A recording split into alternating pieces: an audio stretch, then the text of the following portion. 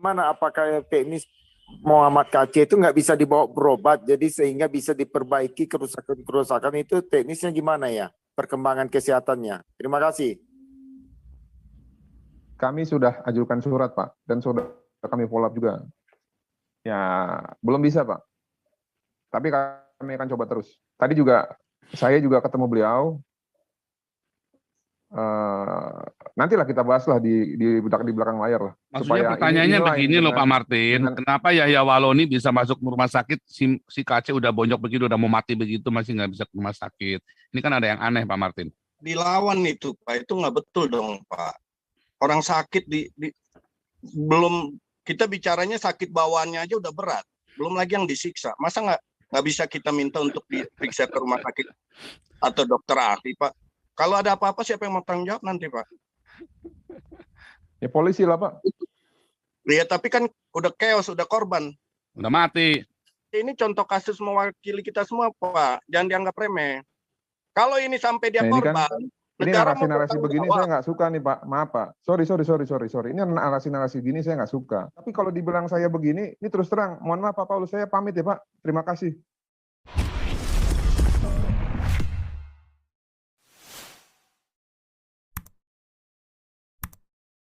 Pak Martin, lanjutannya tadi. Pak Martin udah cas baterai, bisa lanjut nih. Pak Martin sebenarnya udah jadi co-host, bisa nyalakan sendiri deh ini mikrofonnya. Oke ya. Pak, ini sampai habis aja deh. Sampai habis. Wah, ini nggak asik dong nih ejakulasi ini putus di tengah jalan. Oke Pak Martin, silakan lanjut Pak Martin supaya teman-teman bisa tahu update-nya sampai di mana perjuangan kita Pak Martin. Ya, gini loh teman-teman. Tadi ada yang message juga bahwa terkait laporan kepada LPSK itu adalah karena korban penyiksaan, penganiayaan ataupun korban pengeroyokan. Itu benar temanku. Tapi tidak bisa dinafikan juga bahwa status Pak KC itu saat ini sedang tersangka. Itulah yang tidak bisa LPSK dalam hal ini langsung men-take out Pak KC dan melaksanakan program untuk melakukan ini witnesses custody gitu loh kalau dalam bahasa Inggris. Jadi dia diamankan di tempat yang memang di-provide langsung oleh LPSK karena harusnya seperti itu. Nah, cuman KC ini tersangka di kasus yang lain, mereka hanya bisa sebatas koordinasi dan memberikan rekomendasi kepada institusi yang menahan Pak KC. Gitu loh. Tolong dicerna dan dipahami benar-benar ya teman-teman ya. Artinya, apakah artinya berarti kemungkinan KC akan tetap di dalam Mabes dan kemungkinan akan terjadi tindakan yang serupa lagi. Bisa begitu nggak? Pilihan terbaik saat ini memang masih di situ, Pak. Kecuali bisa ditaruh di luar provinsi. Kalau masih di Jakarta, pilihan terbaik memang masih di situ untuk statusnya yang saat ini sebagai tersangka di kasus yang lain. Seperti itu. Pak Martin, saya mau bertanya itu bagaimana dengan komentar dari Komnas HAM? Kok nggak ada kita dengar gitu? Kan mestinya mereka bisa berperan juga dong, menyuarakan. Itu kan sudah pelanggaran HAM itu kan? Ya, suratnya juga belum dibalas Pak. Rencana dalam waktu dekat kami akan coba tambahin lagi ya. Juga. Ya. Kadrun juga mungkin di dalam itu oknumnya. Oh, jangan Pak, jangan langsung di judge seperti itu Pak. Kita belum tahu. Nanti kita lihat dulu, Pak ya. Kita lihat ya. Oke, terima kasih Pak Martin. Kalau mungkin ada lagi yang mau disampaikan Pak Martin supaya teman-teman tenang nih, semua gelisah nih, nggak ada cita, nggak ada apa nih, nggak ada update saksi-saksi bagaimana, rencana saksi ahli bagaimana, itu semua bertanya-tanya nih Pak Martin. Mohon izin Pak Paul. Ya Pak Pendeta Jimmy. Itu teknis Pak, jangan dibahas di sini.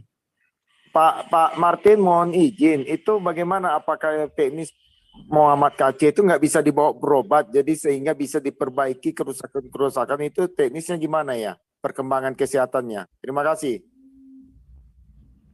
Kami sudah ajukan surat Pak, dan sudah kami follow up juga. Ya, belum bisa Pak. Tapi kami akan coba terus. Tadi juga, saya juga ketemu beliau. nantilah kita bahaslah di belakang layar lah. Maksudnya Supaya pertanyaannya inline begini loh Pak dengan- Martin, dengan- kenapa Yahya Waloni bisa masuk ke rumah sakit, si KC udah bonyok begitu, udah mau mati begitu, masih nggak bisa ke rumah sakit. Ini kan ada yang aneh Pak Martin.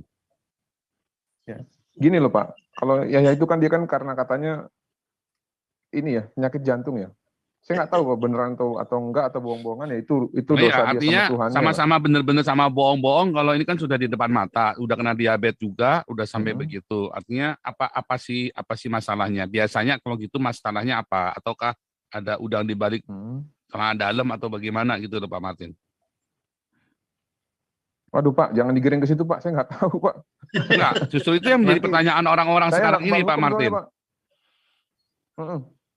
Saya pikir ya Pak Paul ya, kalau Pak Martin sudah di luar ininya lah itu ya, di luar apa namanya domain Betul, tugas tanggung jawabnya. Jadi jangan tarik justru ke arah yang sifatnya prediksi Pak. Saya nggak bisa. Oh, bukan jawab prediksi itu, Pak. Pak. Ini kan pertanyaan kan kita sama-sama kita tanya. Kenapa Yahya Waloni bisa, KC nggak bisa? Itu kan pertanyaan yang sederhana Pak Martin. Iya Pak. Tadi kan saya sudah sampaikan di awal bahwa Yahya Waloni itu diduga penyakit heart attack atau jantung. Nah, biasanya orang yang seperti ini ya, itu antara hidup dan mati itu tipis Pak. Kalau beneran. Kalau beneran ya. Nah, masalah beneran atau enggak kita tidak tahu. Nah, terkait kondisi Pak KC, berdasarkan hasil asesmen internal mereka melalui pengecekan medis, tidak dibutuhkan untuk dirujuk ataupun dirawat di dokter luar Rutan Bareskrim. Seperti itu Pak. Bisa dilawan itu Pak, itu nggak betul dong Pak. Orang sakit belum, kita bicaranya sakit bawaannya aja udah berat, belum lagi yang disiksa. Masa nggak bisa kita minta untuk diperiksa ke rumah sakit atau dokter ahli Pak? Kalau ada apa-apa siapa yang mau tanggung jawab nanti Pak? Ya polisi lah Pak. Ya tapi kan udah chaos, udah korban, Udah mati. udah mati. Iya. Minta maaf nanti Pak, minta maaf.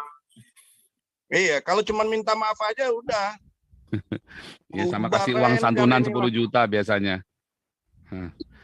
Iya, jadi begitu loh Kurang Pak ajar Martin. itu, Pak. Jadi itulah yang menjadi masalah di kalayak ya, dan itu nggak mungkin terus kita nggak bisa bilang wah kita nggak tahu, nggak bisa juga jawab begitu Pak Martin. Oh, Jadi saya nggak jawab nggak tahu Pak. Saya bukan nggak jawab nggak tahu. Cuman saya memang tidak bisa menjawab sesuatu hal yang tidak saya tahu gitu loh. Kayak Nah, contoh iya, tadi berarti kan tidak tahu. Sama Oke, aja iya, gimana sih Pak Martin? Gini, sorry. Enggak. Jangan diarahkan ke arah yang lain. Tadi kan ada yang nanya, kenapa Yahya Waloni bisa, kenapa Pak KC nggak bisa. Saya bilang, Betul. ya, saya tidak tahu kalau Pak Yahya Waloni itu beneran sakit atau tidak, ya. Dan kenapa bisa berbeda, saya tidak tahu. Nah, yang saya tahu, tadi saya jelasin bahwa Pak KC berdasarkan hasil pengecekan medis dan asesmen itu tidak dibutuhkan untuk dibantarkan ataupun dirawat di luar rutan. Seperti itu yang saya tahu. Itu sudah bukan rahasia umum lagi kalau Pak KC itu sudah bonyok begitu Pak. Jadi Iya Pak, saya tahu Pak. saya kira begini, mungkin lebih Ya, lebih oke. tepat mungkin karena mungkin kita teriaknya kurang keras atau kita di dalam mungkin ada sesuatu di dalam, bukan masalah kita itu udah jelas semua udah tanya Pak. Itu adalah dari masyarakat dan bahkan dibawa ke rumah sakit aja kagak, dan itu adalah suatu hal yang sangat aneh yang seharusnya kita juga bisa nggak tahu ini ya harusnya adalah memang ada yang salah dan kita belum tahu yang salah di mana nih. Kan Betul. begitu Pak. Dan kita lagi perjuangkan yang salah itu supaya benar. Tapi kalau kita bilang seakan-akan nggak tahu, seakan-akan ya pokoknya ya bisa dilolosin syukur, enggak ya sudah. Nah, gitu. Kalau kita masyarakat gitu nggak terima Pak. Harus Wah, bisa ini ke rumah salah lagi sakit. nih. Saya bukan bilang nggak tahu Pak, bukan. Saya udah jawab tadi ya. Saya sudah jawab bahwa menurut versi kepolisian, kenapa Pak KC tidak bisa dibantarkan, saya sudah jelaskan. Yang saya tidak tahu adalah pertanyaan mengapa ada treatment yang berbeda antara Yahya Waloni dengan Pak KC. Itu loh Pak. Jadi Nah, jangan diarahkan ke hal-hal yang maksudnya saya dicuci tangan Pak. Enggak Pak. Saya nggak pernah cuci tangan Pak. Nah, justru itu kita tanyakan sekarang, lalu bagaimana supaya KC itu bisa keluar? Kan pertanyaan begitu Pak. Apa perlu Iya. si Pak Ruhut, Pak Ruhut siapa itu? Panjaitan, Luhut Panjaitan turun tangan Pak, bisa minta dia turun tangan Pak. Boleh Pak, kalau bisa dikontak Pak. Mungkin lewat media ini siapa yang kenal tolong di call lah. Enggak, efeknya ini Pak ya, jangan main-main Pak efeknya Pak. Ini bukan KC ini contoh kasus mewakili kita semua Pak, jangan dianggap remeh. Kalau ini sampai dia Nah, ini kan korban, ini negara mau narasi-narasi bertanggung begini jawab. saya nggak suka nih Pak. Maaf Pak. Sorry. Ini narasi-narasi gini saya nggak suka. Saya di sini pertama diminta hadir untuk menjelaskan LPSK. Enggak, bukan Lalu buat Bapak. saya Sorry. kasih sesi tanya Oke, jawab. ngerti. Tapi sorry nggak. Tapi kalau dibilang saya begini, ini terus terang. Mohon maaf Pak Paulus, saya pamit ya Pak. Terima kasih. Bukan Ya, ke Pak silakan Martin, Pak. ke Kalau Pak tidak Raiden. mau tidak ditanya-tanya nggak apa-apa Pak. Boleh Pak. Silakan Pak. Ya, itulah sebabnya kita sangat berhati-hati ya masalah-masalah begini ini karena itu tadi ya. Itulah sebabnya bahkan penggalangan dana pun saya stop karena banyak hal yang terlalu ditutup-tutupin yang begini-begini ya. Jadi tugasnya lawyer itu juga sebagai humas untuk menjawab apa yang kita ngumpulin dana, kita juga pengen tahu bagaimana ketika ditanya, dan bukan masalah strategi, ini adalah masalah sesuatu yang wajar. Artinya apalagi kalau bilang cita lawyer pro bono, ini buat saya mencurigakan semua orang yang ngaku pro bono, saya curiga, terus terang aja. Ya, saya curiga. Kenapa? Kenapa dia bisa pro bono? Duitnya dari mana? Oh, saya sudah bersurat ke sini, bersurat ke sana. Itu mah gampang, cuman bersurat. Bersurat itu gampang, nggak usah lawyer. Semua juga bisa. Ya kan? Nah, yang paling penting itu sudah bikin strategi, sudah sampai mana. Seharusnya yang kita harapkan jawabannya itu bukan seperti itu ya. Nah, kita bilang nggak tahu, kita bilang kalau berarti Bapak nggak tahu dong, bilang nggak tahu nggak terima. Nah, itu yang saya nggak suka. Itulah sebabnya saya bilang ini nggak beres ini. Tadi kemarin saya bilang ini nggak beres nih. Dari awal saya sudah bilang ini nggak beres. Ada yang bau amis Pak. Iya bau lah. Nggak mau terbuka, nggak mau transparan. Malah Iya, jadi kesannya ke personal. Jangan dong. Kita kan bicara untuk cari solusi. Iya. Misalnya butuh bantuan apa kan begitu kan. Nah, tapi kan nggak mau dia kan. Nah, butuh bantuannya apa kan begitu kan. Apa yang bisa kita bantu kan kita nanya. Kita nggak nanya basa-basi. Kita nanya kamu butuh apa kan begitu kan. Tapi kalau memang nggak mau dibantu ya sudah, itulah sebabnya. Jadi bukan kita nggak mau dukung KC, saya dukung. Kita lihat wartawan semua kita kerahkan. Nggak mau ya sudah, kan begitu kan. Kecewa nggak? Enggak, kita bersimpati. Kalau kita diam aja dibilang kita nggak punya simpati, ya lah, makanya kita bergerak. Tapi setelah bergerak, kita kumpulin dana, kita nanya, kamu butuh apa? Kalau kita tanya kita butuh apa, berarti kita sudah siap dengan yang dia siap. Saya butuh ini, langsung kita keluarin kartunya. Nah, sebenarnya kan pertanyaan itu, Anda butuh bantuan apa? Sekarang kan itu tadi malah ketakutan gak jelas. Nah, itu tadi karena karena lawyer pro bono itu. Sorry ya, saya tidak pernah percaya dengan lawyer pro bono. Itu aja. Saya nggak percaya dengan lawyer pro bono. Nah, ini Indonesia, Bung. Kalau di Eropa pro bono, lawyer saya di Eropa pro bono. Wah, mati-matian dia bela punya saya. Masuk saya langsung granted, langsung paspor keluar. Itu pro bono tuh, pro bononya Eropa. Kalau di Indonesia pro bono, saya garuk-garuk kepala saya. Itu saya bilang, maju perang senjatanya cuma titip doang, nggak percaya saya. Bisa nggak KC dijual sama lawyernya? Banget bisa. Banget bisa. Tapi kalau dibayar, kita bayar nih.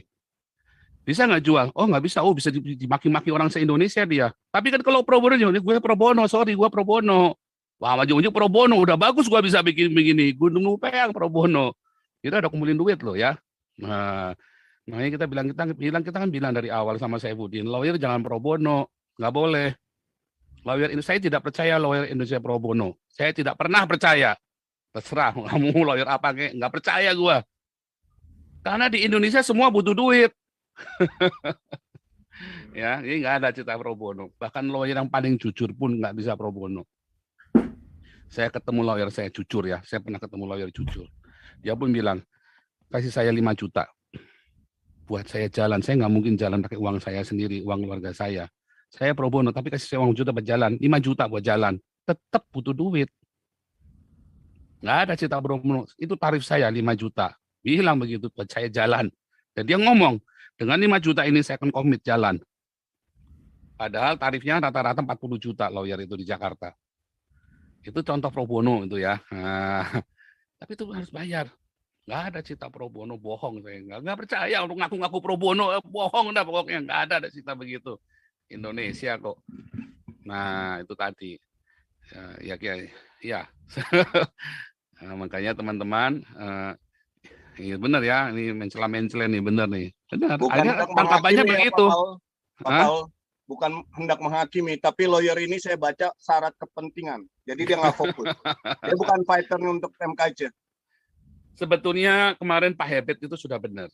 Ya, makanya saya kemarin agak kaget juga Pak Herbert tiba-tiba dikeluarkan. Pak Herbert di sini dia dulu pro bono. Saya bilang nggak boleh pro bono. Saifuddin juga bilang nggak boleh pro bono kan. Nah, enggak dong, kita bayar dong, kata Saifuddin. Nah, udah sampai segini tiba-tiba balik pro bono lagi loh. Itu aneh buat saya. Herbert minta uang loh. Bener dong minta uang. Saya bilang sama bener dong minta uang dong. Masa nggak minta uang? Lu jalan pakai titit. Enggak dong, jalan pakai beli bensin dong. Iya kan? Mesti bayar dong. Berapa DP-nya pernah kasih dulu 50 juta. Minta 100 juta. Ya bilang kalau nggak ada 100 juta, kita ada 20 juta dulu nih pegang. Kan ngomong, bukannya terus didiemin. Nah, itu makanya terus saya stop. Bukan saya tidak mendukung. Harus jelas semuanya. Karena kita menghibur dari masyarakat. Ingat, saya bukan mau belikan BMW buat KC loh ya. Kita ngumpulin duit di Zoom saya. Daripada saya ngumpulin buat beli BMW-nya KC, mendingan saya ngumpulin buat diri saya sendiri dong. Selamatkan keluarga saya dulu. Tapi kita mau selamatkan supaya KC jangan kena 6 tahun. Kenanya 2 tahun aja maksimum. Kalau bisa 10 bulan. Kalau bebas nggak mungkin. Dan kita mau kasih laporan selanjutnya. Tapi kalau jawabannya lawyer begitu, ya saya kira ya. Dari kemarin pelintut begitu ya. Dari kemarin. Makanya saya bilang, waduh. Saya udah bilang, ini saya betul telepon si Saifuddin nggak dijawab-jawab ya kemarin. Dari kemarin saya cuma sekali bisa nelpon, tapi nggak bisa nelpon lagi. Makanya jangan ya, itu benar-benar Anda supaya tak paham kenapa sikap saya seperti ini. Apakah saya percaya? Oh percaya banget saya sama Saifuddin. Masalahnya Saifuddin sudah bolak-balik ditipu orang, itu loh. Dan saya khawatir uang yang kita kumpulkan ditipu sama orang gitu loh. Terus dikeluarin yang perlu yang harusnya dikeluarin biar gede juga harus dikeluarin. Yang perlu nggak dikeluarin, yang nggak perlu malah dikeluarin. Akhirnya habis begitu saja. Nah itu yang saya nggak mau. Makanya di sini bahkan di dalam ini pun kita harus beres gitu loh. Kita harus beres semua. Nah, betul Pak Batiar, bukan kita menghakimi. Itu jelas kita menghakimi karena jawabannya dia begitu Pak. Kita udah kumpulin duit, jadi kita jengkel kan. Gimana lu kita udah kirim duit, hasilnya cuma lawyer begituan doang. Kan begitu Pak Batiar. Oh itu begitu Pak, itu semua kan bertanya kan gimana sih Pak, itu udah kita kumpulin duit, dapatnya lawyer begituan Pak. Iya kan. Kemarin tuh Pak Herbert udah bener ya. Kenapa harus sih? Yang pertama kali suruh bongkar itu ya, saya dengar juga ini katanya juga ya. Ini katanya Pak Sandi, katanya teman-teman itu juga Pak Herbert. Buka tuh, KC dibuka. Nah, itu dari Pak Herbert juga. Pak Herbert yang pertama kali ngotot itu. Kalau enggak juga nggak kebongkar tuh skandal. Cuman nggak ada yang berani ngomong. Yang berani ngomongan saya. Pak Herbert langsung telepon saya, Pak jangan ditampilkan dulu Pak. Oh harus bongkar. Saya bilang jangan, Pak Herbert bongkar. Nah itu tadi ya. Jadi itulah sebabnya kita harus berarti kita mau bela mati-matian KC. Cuman hati-hati dengan lawyer-lawyer yang nggak full heart. Ya. Kelihatan, kalau semua lawyer mah mantap kalau diajak ngomong wah sama. Anda tanya sama sales ya jawabannya semua kecap nomor 1 semua. Nah, tetapi kan sebenarnya kan kelihatan tadi dari pertanyaan-pertanyaan tadi dia jawab kan kelihatan. Saya nggak serang dia loh Pak terakhir tuh waktu dia minta. Iya dia yang merasa diserang sendiri. Kita kan nggak nyerang, kita kan cuma nanya doang. Ya aneh. Iya kita kan cuma nanya. Ya. Tapi jawabannya itu yang membuat kita, oh kamu ini nggak bener nih. Ya, something wrong ya Pak. Iya jawaban dia membuat kita justru melihat ini orang nggak bener begitu loh. Betul. Maaf Pak Martin. Introspeksi Pak. Oke lanjut nih Amin Wijaya nih silakan.